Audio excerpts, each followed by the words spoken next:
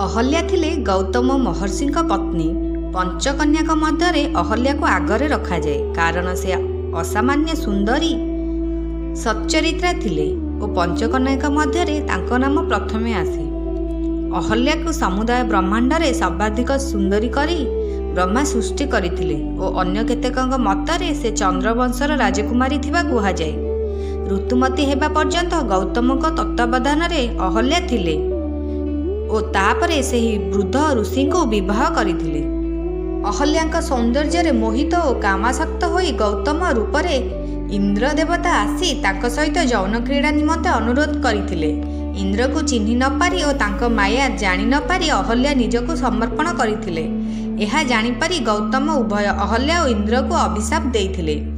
पुरातन कहानी मानकरे अहल्या संसार को अदृश्य भाव में रहिबा परे श्रीरामकर अतिथि सेवा करिबा परे शापमोचन होइथिले।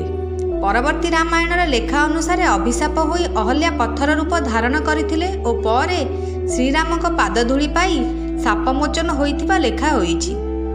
अन्य केतेक संस्करण में अहल्या एक शुष्क नाल में परिणत होइथिले और जलधार होई गौतमी बा गोदावरी नदी में मिसिले। शापमुक्त हेबे बोली अभिशाप पाइथिले। इंद्र को दिया जाइथिबा अभिशाप अनुसार तांको देहरे 1000टी महिला जोनि सृष्टि होइथिला और शापमोचन हेबा परे सेही जोनि गुड़िक आखिरे परिवर्तित होइथिला।